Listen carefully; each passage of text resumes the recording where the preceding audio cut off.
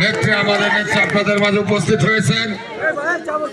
আগামী 12ই ফেব্রুয়ারি নির্বাচন মনোহরপুর লস্করদা ইউনিয়নের এবং লস্করদা গ্রামের পাশেই মনোহরপুর গ্রাম। সেই কারণে মনোহরপুরবাসী অনেক দায়িত্ব, আপনাদের অনেক দায়িত্ব কর্তব্য আছে। আপনারা শুধু এই জায়গা মিটিং করে শেষ হবে না, 17টা ইউনিয়নের দায়িত্ব আপনাদের। সেই গ্রামটা হলো মনোহরপুর গ্রাম। সেই কারণে আপনারা মিটিং ডাক দিচ্ছেন, ভালো কথা, নেত্রী আসছে তাও ভালো কথা, কিন্তু মিটিং করে শেষ করে আপনারা বসে থাকলে কাজ হবে না।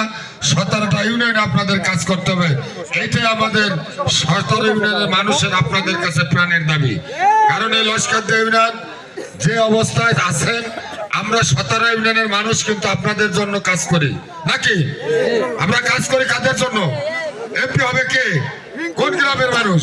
এই গ্রামের এমপি হবে। আর আমরা যারা বাকি গ্রামগুলো আছি আপনাদের জন্য আমরা কাজ করি।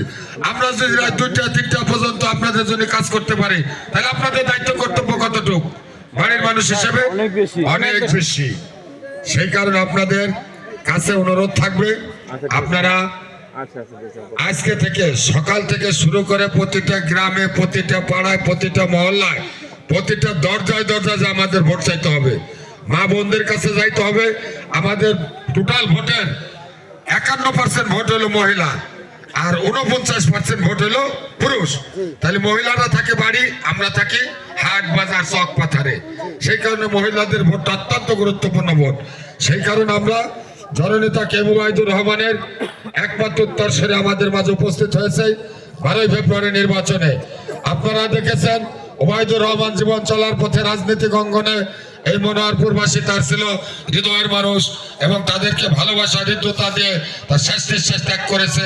সেই কারণে আমরা আমাদের লিডারের জন্য রুহের মাগফিরাত কামনা করি। আপনারা অনেক দীর্ঘক্ষণ বসে আছেন, রাত প্রায় 11টা বেজে গেছে, শীতের রাত্র। আমরা প্রায়